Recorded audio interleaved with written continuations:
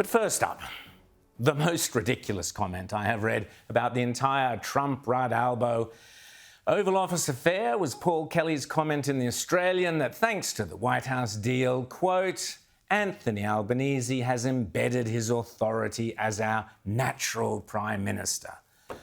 Really? According to the mainstream press, this was a major triumph for Labor, and even the hopeless and ridiculous Kevin Rudd is being praised as somehow having done a great job. So, let's actually pop the balloons, reverse the spin cycle, and talk about what really happened earlier in the week in the Oval Office. First and foremost, as would any smart deal maker, especially one seasoned in the hardcore New York real estate market, Donald Trump recognized he had an unmissable opportunity that was ripe for exploiting. As anyone who makes deals knows, if you have someone with a glaring need, a glaring weakness, then you would be a fool not to exploit it. As Miranda Devine has made clear, and she should know, being one of Donald's closest Aussie mates for a while now, and especially but not exclusively thanks to the idiotic Albanese-Wong recognition of Palestine, the White House has been trying to figure out the great riddle of what has happened to the once great ally and great nation of Australia, and how on earth we became so weak and so woke. Trump made clear on separate occasions over the past 12 months that A, he had no idea who Peter Dutton was and didn't know much about Kevin Rudd, but he had heard that the new ambassador was rather nasty and not very bright, and that was it. That was the Trump familiarity with contemporary politics in Australia. But don't forget, Trump does know plenty of other Australians whom he likes enormously, including Greg Norman, Gina Reinhart, Joe Hockey, and as I mentioned, Miranda Devine.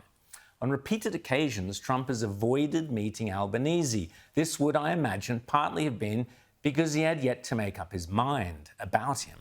But more importantly, he saw no advantage in meeting him. And as any deal maker knows, better to keep someone on edge and unsure of themselves in order to maintain a psychological advantage.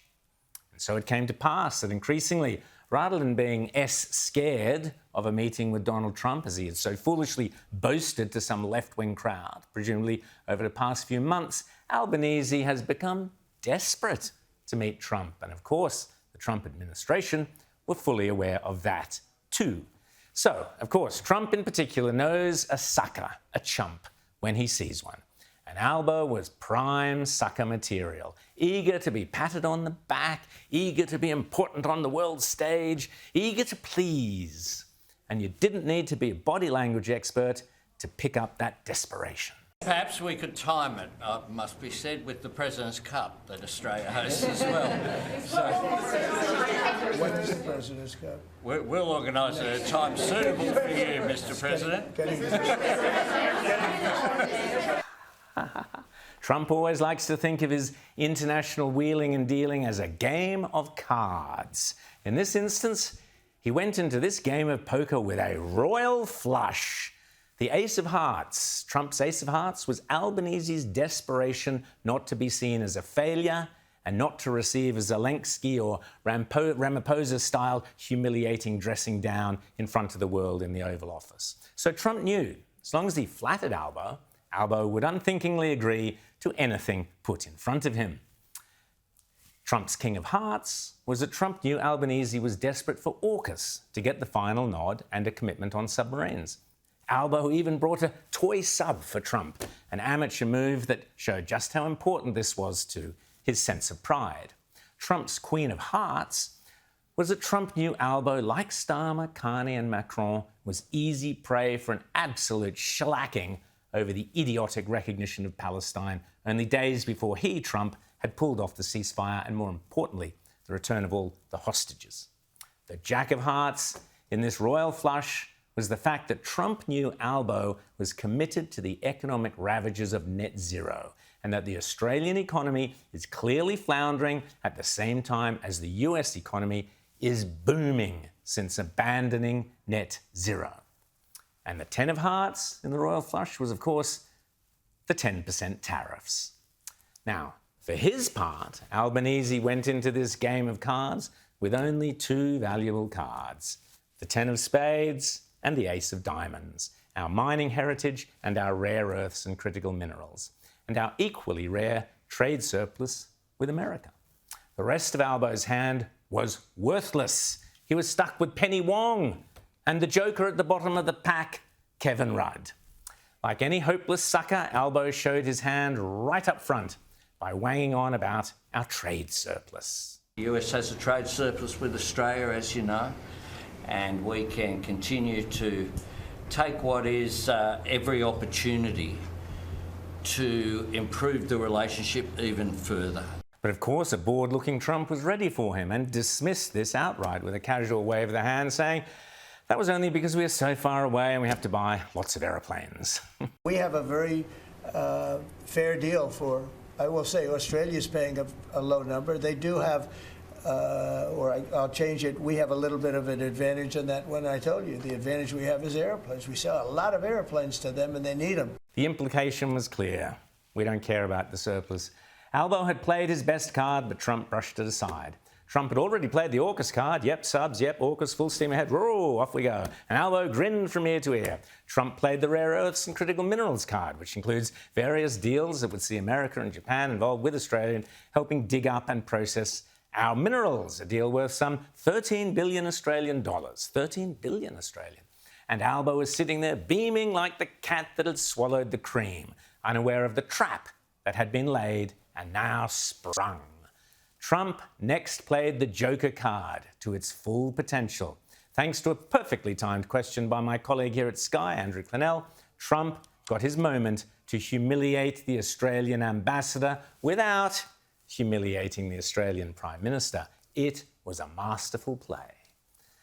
So masterful, watch how eager Albo himself is to join in mocking and chortling at the embarrassment of the hapless Kevin Rudd. Did an ambassador say something bad about it? Don't tell me, I don't know. Where is he? Is he still working for you? Yeah. You said bad?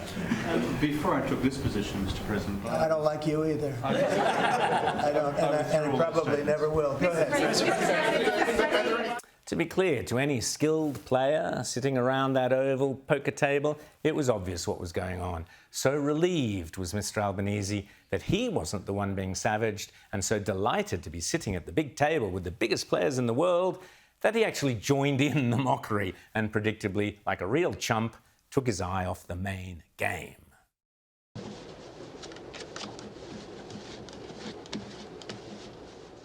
Which was, of course, that Trump now had the perfect opportunity to clean up.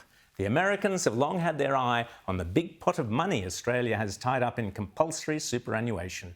With all the cool of Paul Newman in the sting, Donald Trump reached out and simply grabbed the lot. Don't worry about it, pal. They wouldn't let you in here if you weren't a chump. Yes, $100 billion a year to be invested in America for the next 10 years. Indeed, according to the press release, quote, from the American Embassy itself, quote, Australia's superannuation funds will, not might or could, but will increase investments in the United States to $1.44 trillion by 2035, an increase of almost $1 trillion from current levels.